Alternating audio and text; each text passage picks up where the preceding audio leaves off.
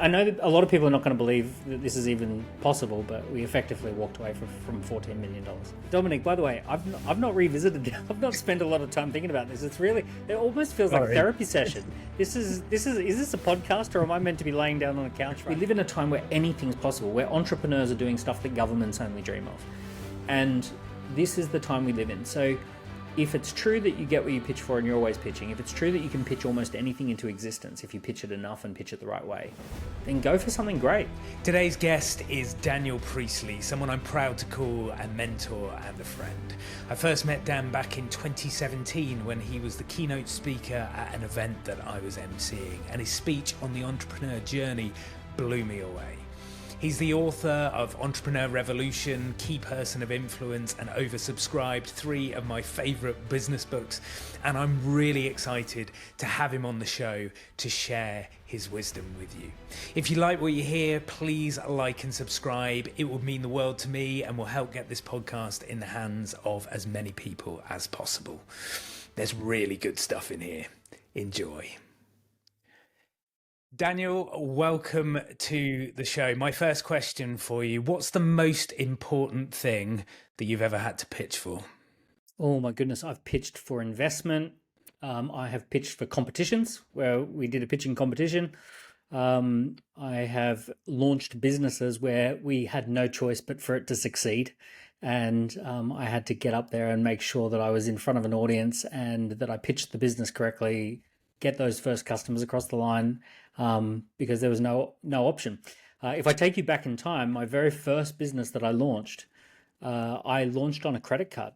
Wow. And basically I was 21 years old, and I put a quarter-page ad on my credit card that was about $7,000. And I remember looking at that ad when it came out on a Sunday. It was a Sunday newspaper, and my heart was just like pounding. Like, I hope this works, because I had no way of paying off the credit card. Right. I honestly thought, I have no idea what I'm going to do if this doesn't work.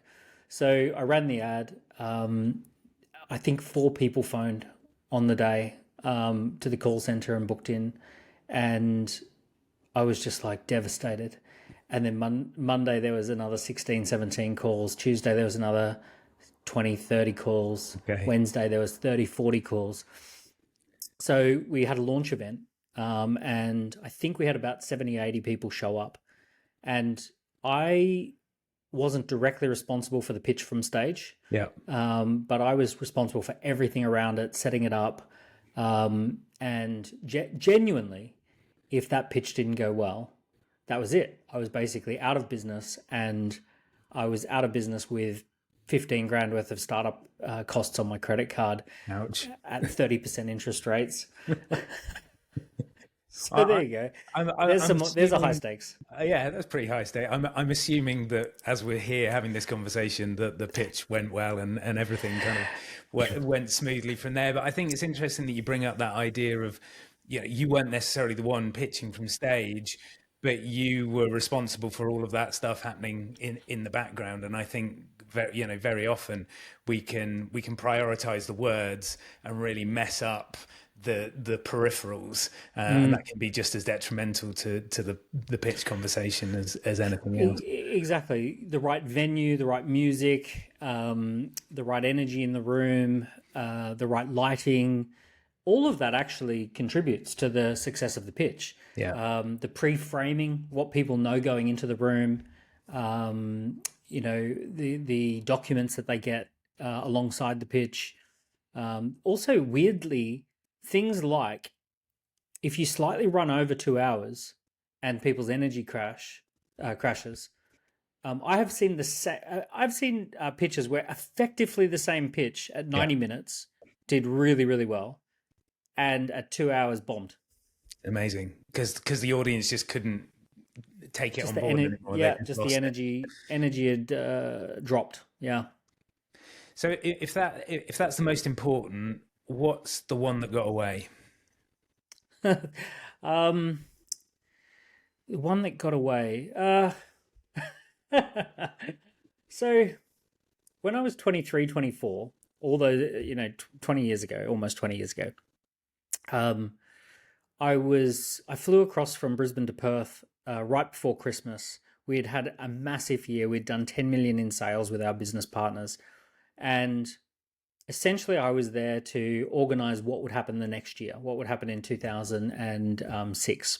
So it was 2005. This was Yeah. Christmas 2005, and they flew us over to Perth to their board meeting, and they left us sitting in the board meeting in the waiting room for 8 hours. So we'd flown over on a red-eye flight, arrived really early in the morning, and they just left us sitting there all day, right through till the end of the day. And we were so annoyed at them that we actually just broke up the business relationship. We said, we're done. Wow. We're not going to work together in 2000 with the following year. So myself and my business partner at the time, we talked ourselves out of working with them at all. Now, just to kind of, and mind you, you've asked me these questions. I'm just freestyling, free flowing here. In the lead up to this, they had offered us $14 million worth of stock in their IPO in order to be their delivery partner for what we're doing. And rather than just the insanity of youth, rather than figuring out what would be a much better pitch to bring them around, we ended the relationship. And we ended the relationship without negotiating any severance or negotiating any, handover. It was just like, you've left us sitting in this waiting room for 8 hours. We're done. We're not working with you anymore. And I know this. I know that a lot of people are not going to believe that this is even possible, but we effectively walked away from $14 million. Ouch. So if you were kind of able to rewind and give yourself some advice in that scenario, apart from not walking out the room, what would you have done differently? How would you have approached it? Would have used the 8 hours to plan, come up with, even if materially we wanted to end the relationship, which we did anyway. We were leaning that way in a big way. We didn't feel confident in their IPO.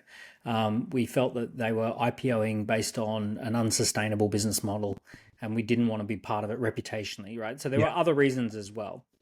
But what would have worked a lot better would be to go in and pitch the reasons that we don't feel confident going into the year ahead. Yeah. And the reasons that we're feeling that the IPO is going to fail, and how we could help solve those problems.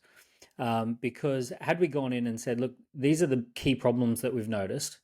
This is why we think your business model is not sustainable, and we think you're going to have a great IPO and then it's going to bomb, which it did. They IPO'd at $2 and dropped to 20 cents over 9 months. So our $14 million for starters would have been 1.4. But what would have worked would have been to really identify a problem and then pitch the fact that we could solve that. Yeah. Dominic, by the way, I've not revisited. I've not spent a lot of time thinking about this. It almost feels like a therapy session. Is this a podcast, or am I meant to be laying down on a couch right now? You choose.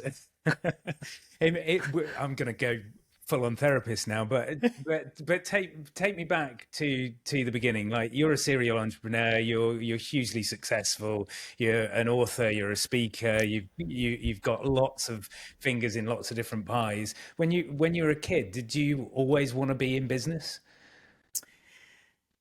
I did. I know that sounds weird. I did. I discovered business at age 10 when I started running garage sales. I also did some stuff with the Boy Scouts where we did car washes and gardening, where we'd go around to people's houses and do their weeding and their gardening to raise money for the Scout Hall. Did you make money? And I remember the only garage sale I did, I got everything out onto the front lawn.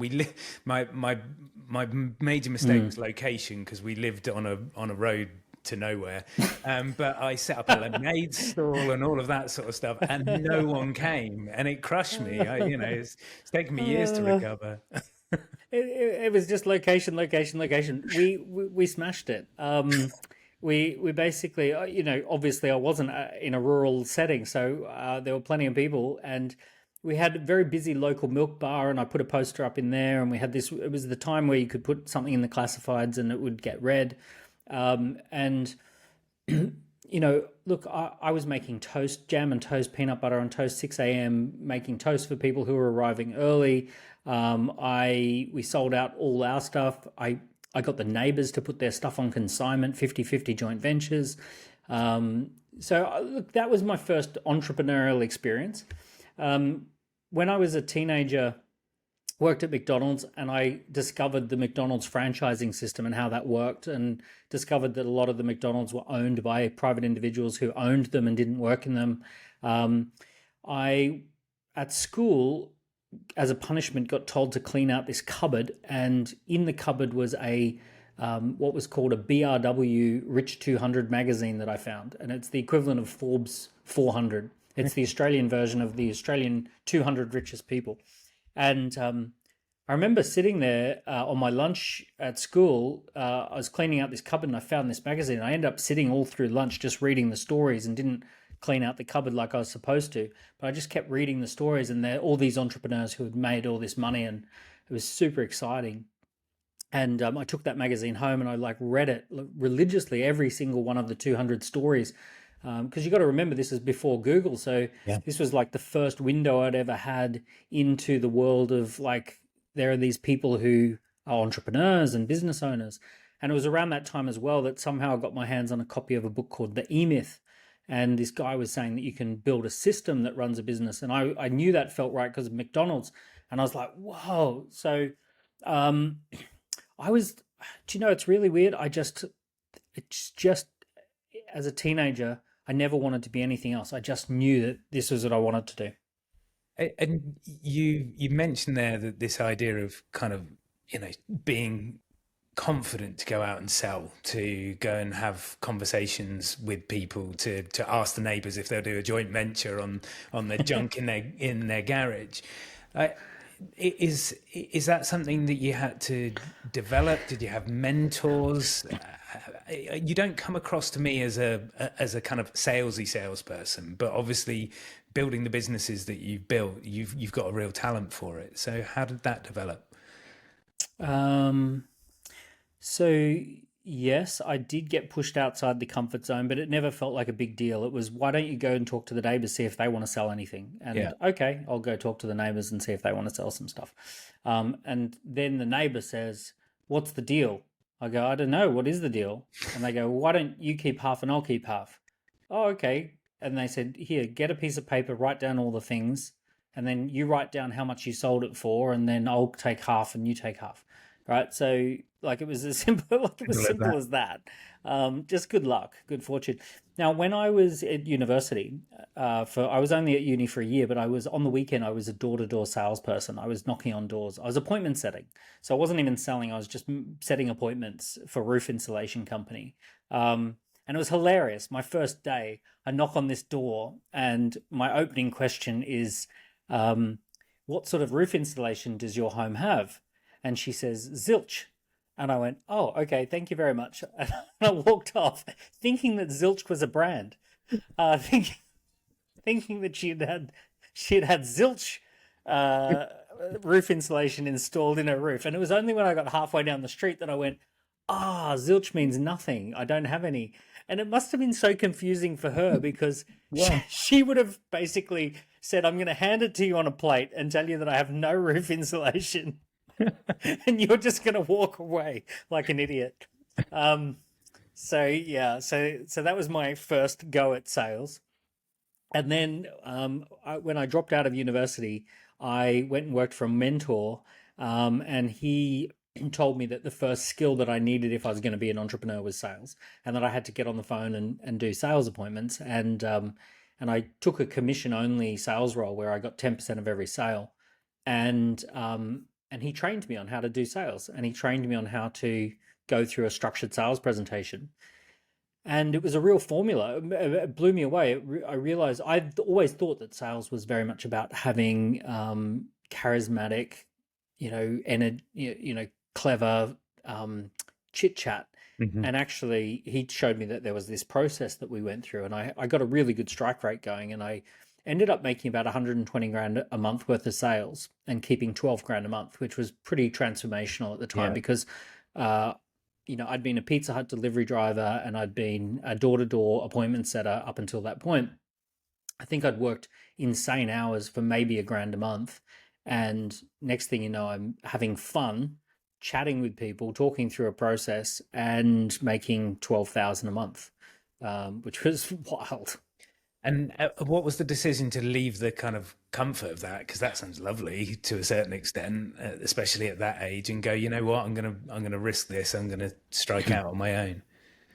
Well, I always the pre context was that I wanted to be an entrepreneur. So I was learning sales because I wanted to be an entrepreneur. So Yeah. in year one, I did sales, and then in year two, I pitched him this idea that he was running his business in Brisbane, Sydney, and Melbourne.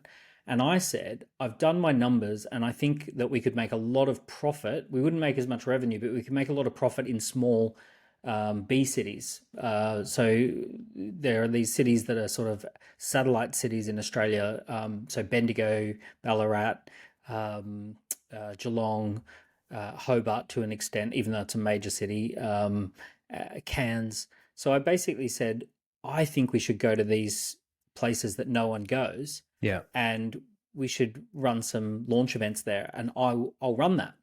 And sure enough, I was right. We did about 750 grand worth of revenue in that year, and about 250 grand of that was profit. So I had run this really profitable little year one business experiment for John. So year one was sales. Year two was launching this this kind of entrepreneur approach. Yeah. And so then you move on and set up your own show. Like Yeah. what are the challenges with that? With with none of that support and structure and Yeah. opportunity for mentorship. So the hilarious thing is that you talk about bad pitching. One night, John was loading boxes into his car, and I was loading boxes with him and helping him out. And I said, John, I've just run this campaign successfully, and I've made this profit. I really think that you should make me a partner in the business. I should have some equity in the business. Would it be okay if you give me some shares in the business? And I remember him sort of like spinning around, looking at me indignantly and going, Dan, if you want shares in a business, go start your own business. So this was not a good pitch, right? Okay. In Yeah. hindsight, I definitely should have slides, projections, picked the right moment, scheduled a time with him, gone through a presentation. I should have role played it. Yeah. And done all of that. Anyway, it resulted in him saying, "Go start your own business. If you want shares in a business, go start your own business." And I think he was trying to slap me back in my box, but he slapped me straight out of the box, because the following week I did quit and went, "I'm going to go start my own business." And he's like, "What?" And what are you, Dan? What are you doing? You've only had 2 years of training. You're not ready to go start a business. And it's like, well, you said if I want shares in a business, I should go start my own business. And it's like, oh, Dan. So I went off and started my own business, and it was a big success. We grew from like 0 to 1 million in the first year, and then we were up to 10 million in sales in year three. So it was pretty wild. And then you decided to come over to the UK, presumably, and essentially start again, because you've now lost all of those connections and network, and you arrive over here. How do you pitch something new into existence with nothing but a passport? Yeah. So 2005, I'd done the big year. The end of the year was breaking up with that company because of the IPO conversation and all this sort of stuff. And then effectively the following January, I effectively have to come up with something new. I've got to say, all right, well, what are we going to do? We're going to sign new clients and all that sort of stuff. And I'm back to the drawing board trying to find a new partner, because our business was all about partnering with a company to take on their marketing. Yeah. And a mentor of mine, Paul, he said, Dan, you're 24, 25. You've never been above the equator. Why don't you go and launch in London, like London, bigger, 3 times the size population, and have some fun in London, do a year or two in London. And he said, "Oh, I could make some introductions to you for you if you want to launch in London instead." And I was, "Oh, okay." So my business partners, or my key people in Australia, decided to take on a small contract that was a couple of million, while I left with a suitcase and a credit card. And I set myself this challenge, which is I will arrive in London with nothing but a suitcase and a credit card. And if I cannot launch a business on a credit card, then I'll come home with the tail between my legs.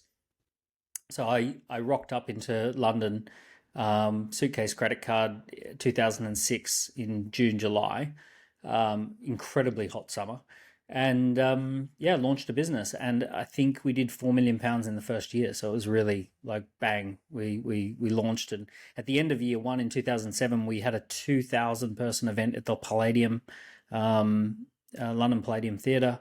And the following year we did like a massive Alexandra Palace event in 2008. Yeah, so we just started smashing it. What was your strategy for creating connections and building those relationships if you came here with nothing? Yeah, so the first thing I did is I met with a few friends of friends who seemed to be pretty well connected, and I said to them that what I'd like to do is sort of host a dinner. And what were their thoughts on hosting a dinner? And they said, "Yeah, let's do a dinner." And I said, "Would you invite some key people to the dinner?" And they said, "Yep, we'll invite 5 or 6 people if you're paying." I said, "Fine." So I found a private dining room that could hold about 30 or 40 people, and they did a 2-courser with a half a bottle of wine per person. Came out at about £1,500, £1,600, and basically my first move in month 1 was to try and put together a dinner party with the most influential people in this industry that I was going to be launching in. And so I put together this first 30 people, and and they were all very well connected, and they had big databases. So I stood up in front of the group between courses. I'm Daniel Priestley, just arrived from Australia. I don't know anyone. I'm going to be launching a business here. I'd love to get to know you all a bit better. I've got the next couple of weeks free. If you want to have a cup of coffee, I'm going to come around with my diary. And my first pitch was, "Will you have a cup of coffee with me?" Mm-hmm. So I basically went around with my diary, and I think I signed up 28 people to have a cup of coffee with me, and to meet me in London for coffee. So I'd taken everyone out for dinner. And then I pitched, "Let's have a 1-to-1 cup of coffee." And then I did 28 coffee meetings. And that was where I signed everyone up to become launch affiliate partners for my business launch.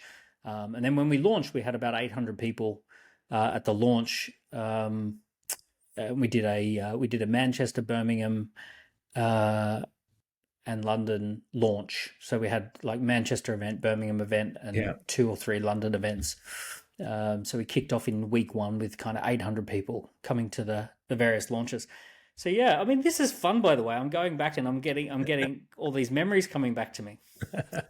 It's it's kind of intriguing to see the kind of different tactics that you've used to build the business. And I think one of the things you're really known for is Key Person of Influence, a fantastic book. In multiple revisions now, it's got co-authors around the world, but that seems to, from an outside perspective, have been a real kind of launch pad for Dent and for everything that's kind of come after it. What's the story of the creation of that concept and that idea? How did you come about writing a book? So a lot of people might wonder what was the business that I was running before that. And it was basically, we had an agency. It was a marketing agency, and our specialty was doing these introduction events. So the 2 types of clients that I would work with was financial planning and franchises. Okay. So typically a franchisor wants to sell franchises, but they spend so much time being a franchisor and systemizing and working with their franchisees that they never get around to doing a good franchise presentation. And what they tend to do is they turn up to the franchise expo, or they advertise in Franchise or Magazine or Franchise Magazine, and they put themselves side by side with 300 different other franchises. Yeah. Yeah. And my proposition to them was, let's run dedicated events where 60, 70 people show up and get to experience or have a look at your franchise and nothing else. That's all they see. So they just see your franchise as an opportunity and no one else's franchise.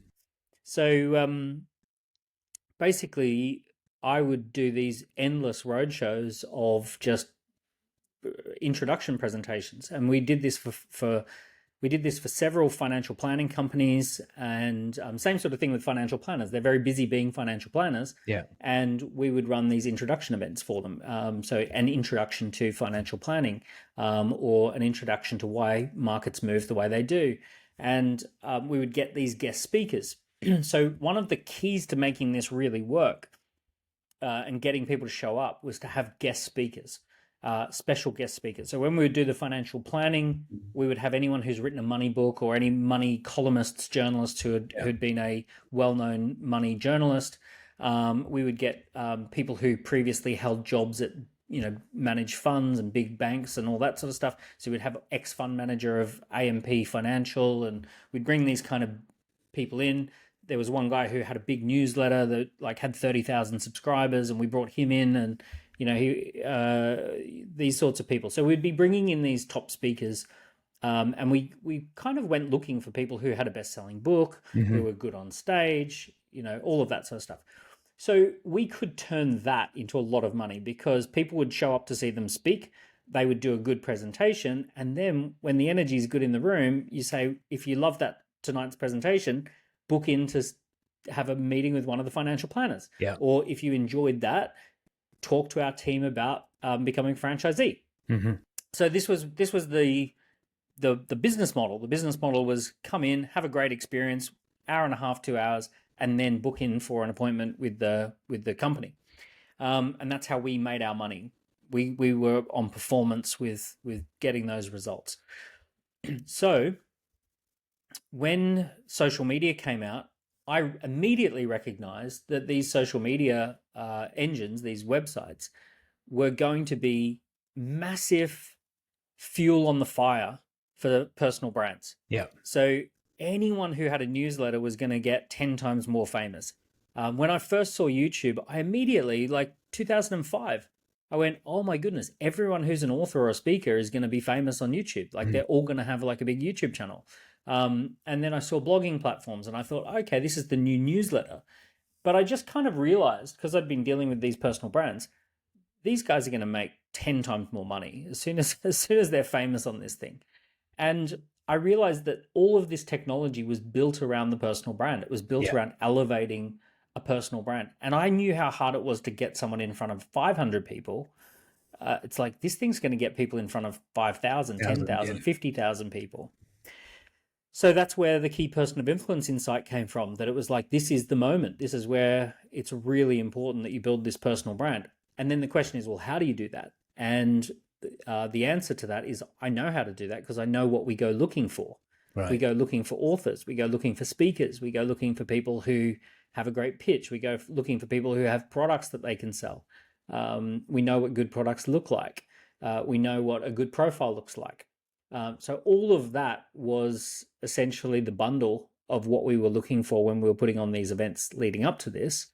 How did we get 2,000 people at the London Palladium Theatre? Was selecting the right speakers. Yeah. So essentially that was the precursor of seeing us knowing what a key person of influence looks like, and then saying, well, we know how to turn you into one of those people. Mm-hmm. One of your 5 Ps is pitch. So in terms of being a key person of influence, you've got to be on the top of your pitching game. This podcast is called Why Life's a Pitch, and it'd be absolutely remiss of me not to ask you for your top pitching tips. So if you were coaching someone who'd never really had to do it before, what would you suggest they did? Well, the idea behind a pitch is there's a few key ideas to start with. Idea number one is that what you're trying to do is enroll people into a new way of thinking. You want to change people's mind on something.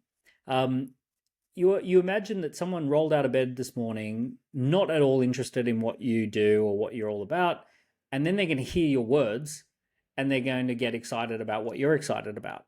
So you're enrolling them, you're bringing them with you. There's this great scene in the movie Braveheart. Sons of Scotland, you could run and you may live, right? Or fight and you may die, right? And he does this whole speech. And they go from wanting to ride off the battlefield and leave to, all right, let's do it, right? Let's fight. So he enrolls them into fighting by using the right words, by getting people enrolled in the vision of the bigger picture. And obviously it's a movie, so it's scripted. They scripted it. They had to figure out what would get the audience to believe that someone would actually want to fight on that day, even though they're outnumbered. Mm-hmm. So they had to create the words, the script, to get people excited about, they had to almost make the audience feel that, if I was there, I would fight. So they had to try probably 50 different ways of saying that until they got that key pivotal moment right. So it's the same with business. You're enrolling people to come onto the battlefield with you. You're getting people to, they're not interested. They want to ride off into the sunset, and you're trying to get them to turn their horse around and get on the battlefield with you. And, that's what a pitch is all about. It's about changing people's mind. It's about enrolling people into something to get people excited about something that they weren't previously excited about. So you got to start with that intention. All tips and techniques and scripting tools and all that sort of stuff, they don't work if you don't start with that intention. You've got to have a core resonance that you are going to get people excited about something, that you're going to get people enrolled in this. And then there are things about pitching structure. So you can structure a pitch, going through a set of bases, but I'll kind of allude to a couple of the early bases that work with most pitches: clarity and authority. So clarity is people want to know, what is it you want me to do, or what is it you want, what is this about? Yeah. If people don't have that initial clarity, then they're just confused. And if they're confused, if you confuse them, you lose them. They're still listening. Right? So if they're sitting there, they can't move past anything after that. Now, clarity is great, but if you then just jump straight into the pitch, the problems, the solutions, all that sort of stuff, people don't place much weight on what you're saying. So you actually have to prep people to make them ready to place weight on what you say by giving them what's called authority, or by sharing your authority. So sharing authority is essentially answering the question, why should I care? Why should I listen to you? Why should I believe what you say? Why should I place weight on your words? So, there's a huge difference. If Richard Branson says, if you want to be a successful entrepreneur, keep a journal, that's going to land with a thud. And if someone who's, Mr. Broke off the street says, keep a journal, you kind of go, oh yeah, I can't see the point. Yeah. So the exact same message could be received with very different weight, depending on whose authority it comes from, where the authority is. Now, a lot of people hate doing authority. They hate building authority because it feels like they're bigging up themselves. So it feels like if I said, Dominic, I've built multiple successful businesses. I've won Entrepreneur of the Year. I've built and sold companies, right? And I want to share with you what I think is a really good business that I've found that I'm going to be launching and we're going to be raising some seed capital for. So you might say, oh, okay, you've got to big yourself up. Well, actually, it's not so much bigging yourself up. Think about it more like this. If you went to see a doctor and the doctor said, okay, jump up on the operating table, I'm going to knock you out with some anesthetic, and when you wake up, we'll have performed the operation. You're going to sit there and go, whoa, hold up. Yeah. This doesn't feel right. If the doctor talks you through and says, look, this is a routine operation. We've done thousands of these. This is not something to worry about. This is, what we're going to do is this. And, if they sort of share their credentials, their experience, you're going to say, okay, fair enough. This is not something that I need to, I can trust the process here. So it's very human that people kind of want to know who you are, what you know, whether they should believe you or not, whether they should listen to you. So that is essentially just sharing the information that the other person wants to hear, Yeah. so that they know how to place weight on it. So a big, huge tip is this idea that if you're going to pitch anything, you do have to start with clarity and authority. Authority. I think that authority piece is fascinating. I frame it with clients when I'm working with them as generosity. You're being generous to the audience, giving them context around who you are and what you're able to provide. I remember from my business journey, sitting down with a business coach and talking about everything that I did, and he went, yeah, that was right. It was a brochure. We created a brochure, and he said, "But it doesn't mention any of your background as an actor. You know, you don't talk about Thunderbirds. You don't talk about the stage and screen work that you've done." And I went, "Yeah, but no one wants to hear about that." And the reality is just so different, and it isn't Yeah, of about saying, look, course. this is who I am, aren't I wonderful? It's actually it's giving people reassurance that you've got the right experience to be able to help them achieve the outcomes that they're looking for. So absolutely, that authority piece is key. It's a gift for somebody else. It's not for you. You know what you've done. You don't need to tell people. You know what you've done, but they need to know. They want to know exactly that. So with Dent now, you run accelerators globally for businesses, helping them to increase their traction, I suppose, the size of their business, or grow in the ways that they want to grow. You must see a lot of recurring. I hesitate to use the word, but mistakes. Like what are the big kind of pitfalls that people fall into, and how do you help them out of them? Well, let's stick with this idea of pitching. The entrepreneurial journey really is the journey of 1,000 pitches. You are going to pitch this thing 1,000 times, and there's no getting around it. You are going to pitch 1,000 times. The only difference is, if you pitch in a mediocre way, you will end up 1,000 pitches later. You will end up in a middle of the road, mediocre place. Yeah. That's where you're going to end up. If you pitch yourself really, really well, you might raise millions in capital. You might attract top talent. You might bring on some big logos, right? All of that stuff's going to happen if you're out there pitching a really great pitch. And I have seen people change their entire life just by changing their pitch. So there was this woman who stood up at one of our events in Sydney, and we said, "Oh, let's give you an opportunity to tell the audience what you do." And she basically pitched herself as a very boring, generic financial planner. And so she stood up and she did this whole kind of like, "Oh, I'm a financial planner and I've been in the industry 25 years, blah, blah, blah." Middle of the road, nothing bad, nothing great. And she's in front of 200 people. I think she might have even kind of almost did a little bit of a something along the lines of, "Oh, you've probably come across lots of financial planners before," or something like that. Yeah. Like just some sort of anti-pitch. And I said, "Hold your horses. Let's stop there. Let's back it up a bit." And I said, "Have you got a super successful client that you've helped that like can't live without you, that absolutely like they adore you?" And she goes, "Oh yeah, I've got lots of those." And I said, "Well, what's the common theme?" And she said, "Oh, they're all rural families. They own farms. That's my specialty. I work with people who own farms." And I say, "Well, what is it you do for them?" And she goes, "Oh, well, I married into a farm family when I was young, and I know farming families really well, and I know what it's like to marry into the family. I help them to clarify their values. I help them to create a vision for the future. I help them to get run family retreats. I facilitate their family retreat where they've got some family members who have moved to the city and they have to come back to the family farm and do a family retreat, and they want to feel valued for what they're doing in the city, and then the farmers want to feel valued for what they're doing on the farm, and I help bring those parts of the family back together again and find common ground." And she starts talking about this stuff, and it's like, wow. Mm-hmm. And I say, "Tell me what are you actually like? What's the net result of all that?" And she says, "Well, the net result is they end up with a plan to secure their family farm for 2 generations or more." I'm like, okay, wow. So we rewrote the pitch, and the pitch ended up her being, I do financial planning and family planning with rural families who own farms, and I help them to secure their family farm for the next 2 generations, and I help them to stay connected as family.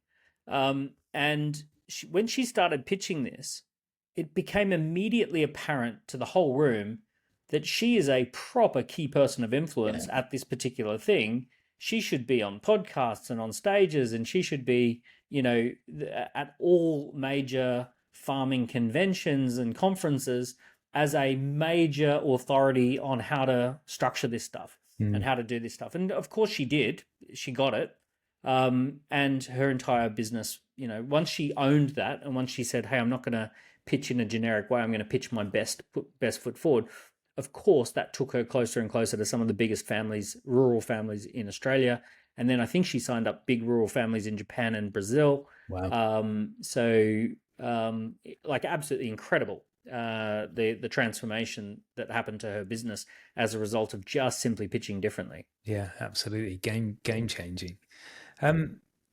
Full disclosure, I've been lucky enough to be coached and mentored by you over the years, and one thing that I've noticed about you is that you're very good at telling stories. You make concepts easy to understand and relate to, and you've done it numerous times already, as we've spoken today.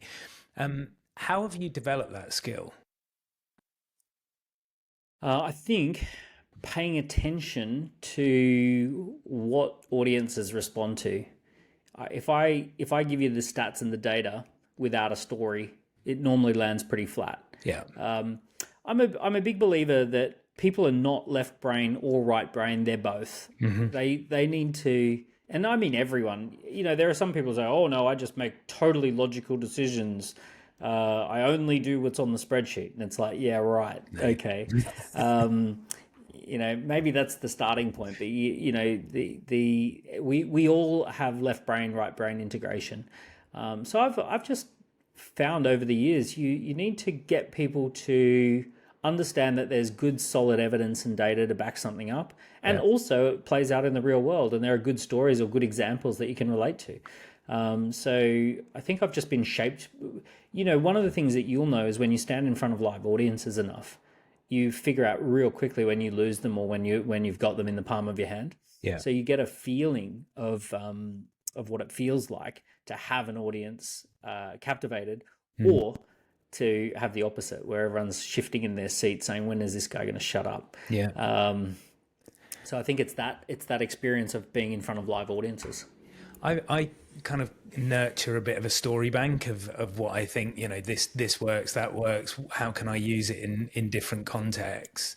Do you look for, you are very current quite often in the topics that you're engaging in, but you still weave that into a narrative. So do you go looking for stories to bring to people? It's embarrassing, but I consume a lot of YouTube videos. Right. Like when I'm walking down to the gym, I'm watching a YouTube video, or I'm listening in my pocket. And if I'm on the bike, I'm listening to YouTube videos. And I tend to be a bit of an addict that if I've got a spare moment, I tend to pull out the YouTube app and I'm looking. And I am actually, like you say, I am actually looking for themes. I'm almost like a little gold miner, digging away down the mine, trying to find stuff that's interesting, that kind of strikes a chord with me. And I start noticing different things, and I go, "Oh, I'm gonna use that. I'm gonna start talking about that. I'm gonna bring that up to the forefront." And do you, not that I copy stuff, but I just pick up on themes. Yeah, and do you test those out? But do you take something that feels familiar and go, I'll just try and insert that into there and see how that resonates? Or do you just rip up the script and start again? I am quite famous for going off topic and having a crack, and sometimes it works and sometimes it doesn't work. But sometimes I know something is true and I just have to find a way to say it the right way. So for example, I noticed a long time ago that the US presidential elections are the Formula One of marketing. It's the most high stakes marketing environment.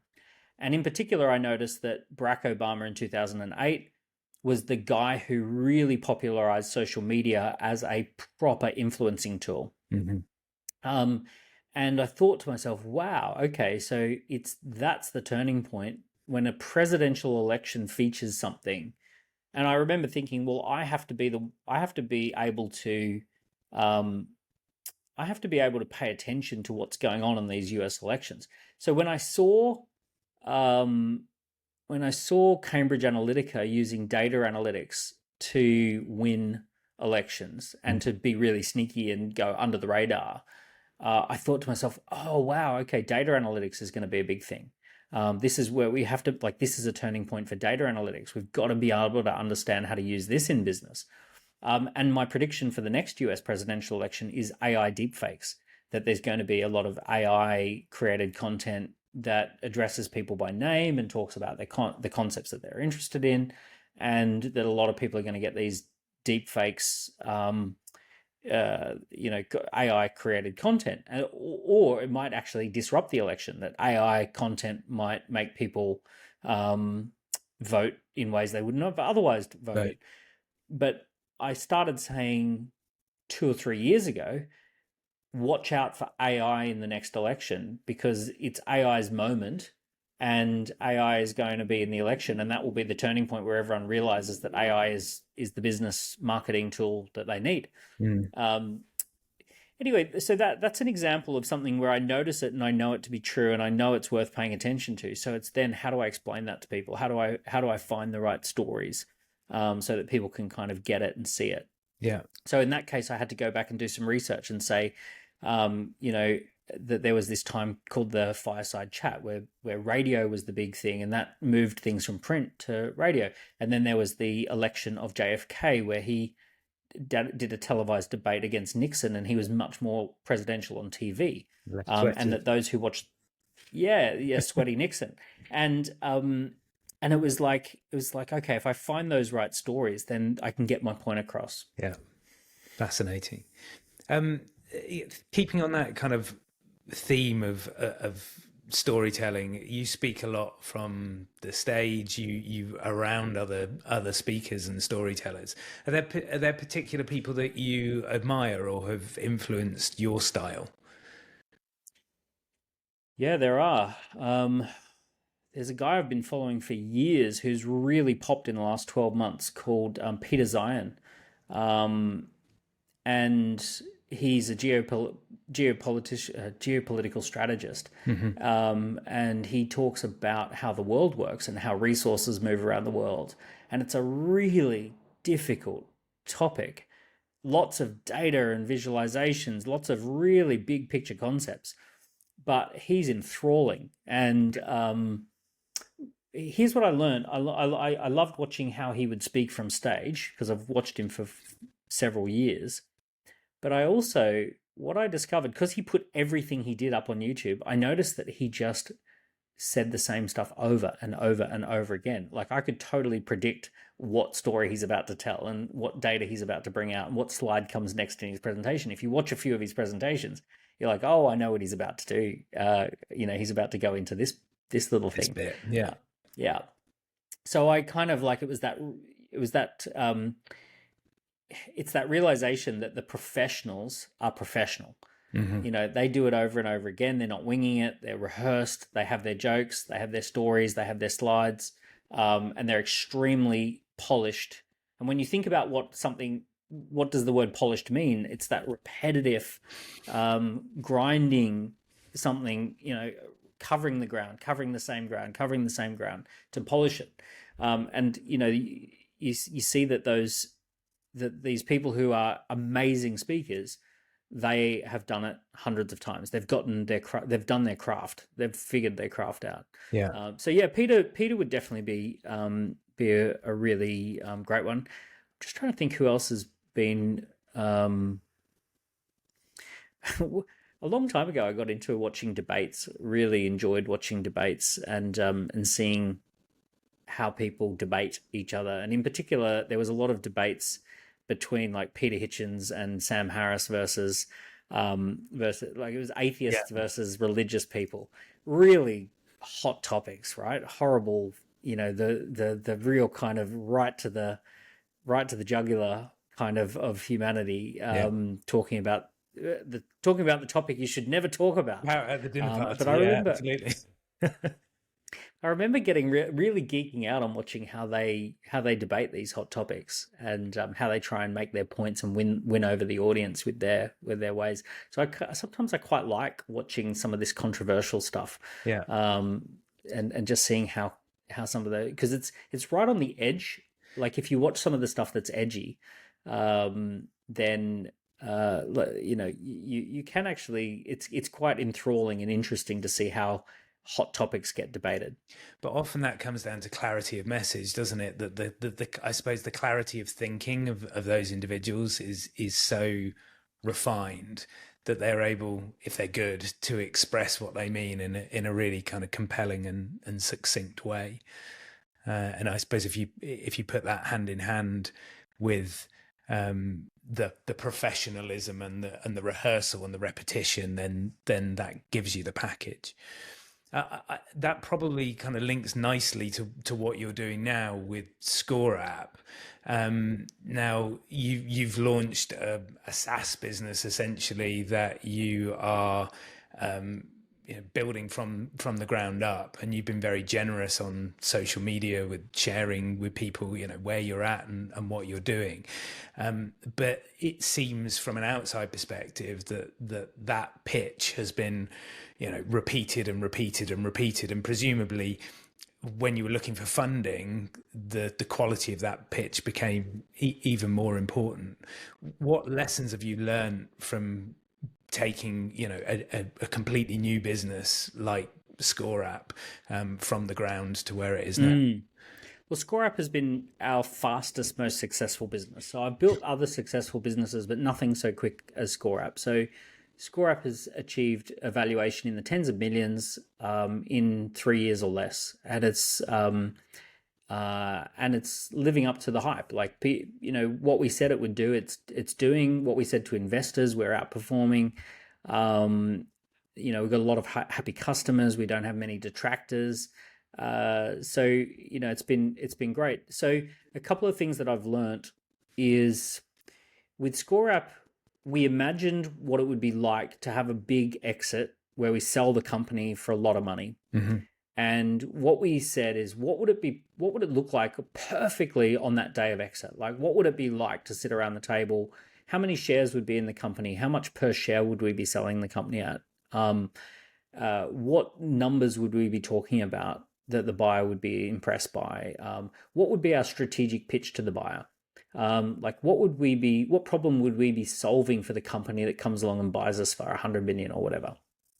So we really visualized that end result. We sort of said, okay, we want to really know what that looks like. So if you're a property developer, you would never start building without having a really clear model as to what it looks like on the day of opening, where there's going to be this day where everyone moves in and we open up the building, and it's like, you wouldn't talk to a property developer and you say, how tall is the building going to be? And it's like, well, it'll be somewhere between 10 and 20 stories. Yeah. We're kind of going to get to 10 stories. If it goes well, we'll keep building up. And yeah. And if it's a bit hard, we'll probably just exit at 10. It's like, no, they know exactly how many stories, and they know how many penthouses and how many 1 bedrooms, 2 bedrooms and 3 bedroom apartments. By the time they start building, they know how many doorknobs and how many taps and how many, bricks they need to, tons of bricks they need to order. So they are super specific about what they're building. So we got really, really specific about that.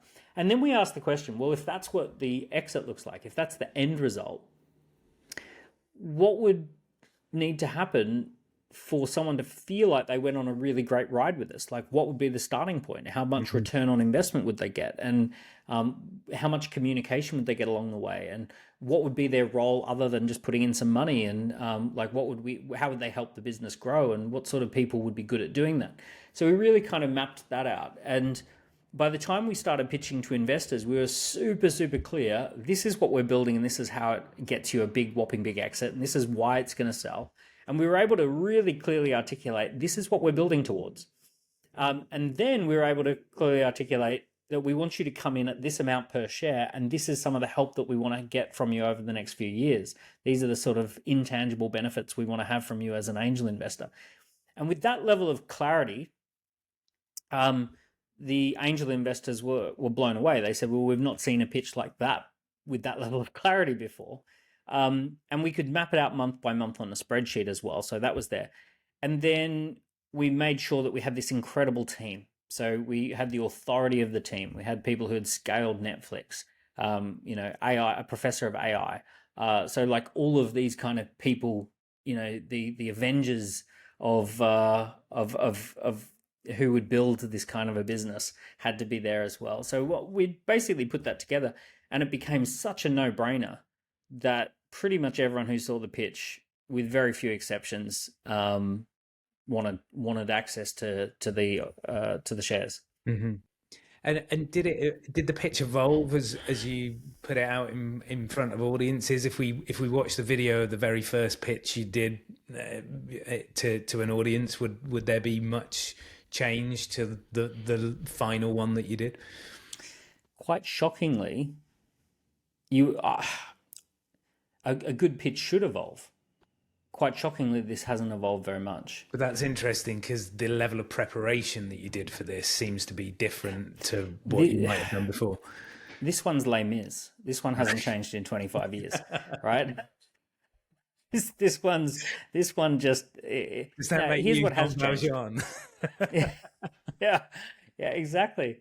Here's what has changed. What has changed is we had no idea that large language models would come along, and that ChatGPT would be launched, and that they would have an API that would plug straight into this. We suspected that we would do some AI integrations. We knew that we were collecting a ton of data. We knew that that data could be put into a model, and that at some point we'd be doing some sort of an integration with AI. Mm-hmm. So there was room within the pitch that there would be some sort of AI capability that we'd land upon. We had no idea that the AI that would be developed in late 2022 would plug straight in and give us absolutely remarkable capability straight away for nothing, for almost no cost. Yeah. So yeah, that did that. We responded to that. But no, strangely, do you know what's freaky? We're at about 4,200 clients this month. And I think that our model said that we're going to be at about 4,150 or something like this at this particular. Like we're literally within a dozen, like a couple of dozen, for revenues and for numbers of clients and all that sort of stuff. We are. It's freaky. Years later, we're actually perfectly tracking along our plan. Amazing. It is amazing. It never happens like that. I could absolutely carry this conversation on all day, but we're going to bring things to an end. It's been amazing talking to you. A final question. If you could go back and give that young man at the garage sale a piece of advice, what would it be? Well, in keeping with the theme of this episode, you get what you pitch for and you're always pitching. You can't switch this off. So those little comments that you make of like, oh, well, we're not doing anything all that interesting, or, well, I guess we're a little bit of a boring one. We're not as exciting as some of those tech companies, or I guess we're not changing the world. We're just doing X, Y, and Z. All of that is actually part of your pitch. Everything that comes out of your mouth is part of your pitch. So you get what you pitch for and you're always pitching. If you pitch that, you're worth $1,000, then you're worth $1,000. If you figure out how to pitch that you're worth 10 grand, then if you can pitch it effectively and someone responds to it, you probably have figured out how to make yourself worth more. If you tell people that you're a bit confused and that you're struggling and you're not quite sure what to do with your business, unfortunately, I hate to say it because like people want to be vulnerable, but you will pitch that into existence. If you tell people you're struggling, they're going to give you a pat on the shoulder and then withdraw their business from you, and then you will be struggling. it's funny. I've seen people where they've said to me, "Oh, I'm so busy, I've got no time," and then they come across as being too busy and having no time, so no one wants to really work with them. And then they have to work twice as hard to get the same results, so they become very busy and have no time. And then I've spoken to that person in a very cheeky way, and I've said, "Why don't you pitch that we've just hit some big milestones and that we're going to expand our team and we're looking for great people to join the team?" And change the pitch to we're hiring. Because if you're busy and you've got no time, hire someone, bring someone onto the team. So I said, rather than pitching, I'm too busy, pitch, I'm hiring, and I want someone great. And sure enough, you switch the pitch and someone great shows up and you've now got this person. If you pitch, there's no money, the economy is constricting, everything's getting really tight right now. Oh, things are tough out there. If you pitch that, people will hear, oh, he's struggling, he mustn't be offering very much value to people. I better not do business with them either. If you pitch that at the moment we've got capacity to take on some of the more right clients, and we're looking for perfect clients that we can add value to, then it's the same as basically saying we haven't got any clients, but it's a better pitch, right? And you're going to pitch that into existence. We're looking for great clients to take on. And we're actually just, at the moment, we're going through a process of identifying, the clients that we can add the most value to. That's a much better pitch than we've got no clients and we need some urgently. Absolutely. Yeah. So I guess the answer is you get what you pitch for, you're always pitching. If that were true, pitch for something great. Just pitch big. Go. We live at a time where anything's possible. A random guy from South Africa overtook NASA as like the number one rocket launching company in the world. Yeah. You know what I mean? Like we live in a time where anything's possible, where entrepreneurs are doing stuff that governments only dream of. And this is the time we live in. So if it's true that you get what you pitch for and you're always pitching, if it's true that you can pitch almost anything into existence if you pitch it enough and pitch it the right way, then go for something great. Awesome. Amazing advice. Dan, thank you for joining me on the show. Thanks for listening to the Why Life's a Pitch podcast. If you'd like to improve the way you pitch and communicate, I'm giving away a special gift to all my listeners. We've developed the Pitching with Impact scorecard to help you benchmark your pitch performance in 6 key areas.